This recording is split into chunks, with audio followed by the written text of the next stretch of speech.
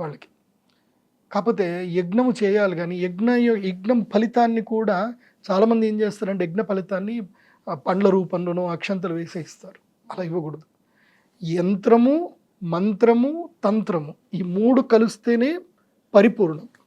ఈ మూడిట్లో ఏ ఒక్కటి మిస్ అయినా పరిపూర్ణత లేదు. మంత్రం ఉంటుంది.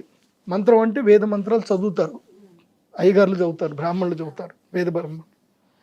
తంత్రము అంటే ఏంటంటే హవిస్సు నివేదన చేయడము, పూజ చేయడం, గణపతి పూజ చేయడము, గౌరీ పూజ చేయడము, తర్వాత యజ్ఞ కార్యక్రమం చేయడము, ప్రదక్షిణ చేయడము, తర్వాత కొన్ని ముద్రలు ఉంటాయి, ముద్రలన్నీ చూపించడం, ఇవంతా కూడా తంత్రం. ఈ తంత్రము తెలిసిన కూడా గురువుజీ ఉండాలి, మంచి గురువు గారు ఉండాలి. ఎవరు పడితే వాళ్ళు చేయడానికి ఉండదు తంత్రం. సో యంత్రము, తంత్రము ఉంటుంది, మంత్రం ఉంటుంది. ఈ రెండిటి యొక్క శక్తి, మంత్రం చదివారు, తంత్రం చేశారు, మళ్ళీ శక్తి నిక్షిప్తం ఎక్కడ చేయాలి? ఎక్కడైనా ఎనర్జీ స్టోర్ చేయాలి కదా. ఎక్కడ స్టోర్ చేయాలంటే యంత్రంలో స్టోర్ చేయాలి. ఎనర్జీ నువ్వు స్టోర్ చేయకుండా అట్లాగే వదిలేసావనుకో, నువ్వు పూజ చేసినంతసేపు నీ శరీరంలో ఎనర్జీ ఉంటుంది, ఒక 40 రోజుల ఎనర్జీ ఉంటుంది. మన శరీరంలో కూడా చక్రాస్ ఉంటాయి, అవి ఒక 40 రోజుల వరకు మన శరీరం అది హోల్డ్ చేస్తుంది.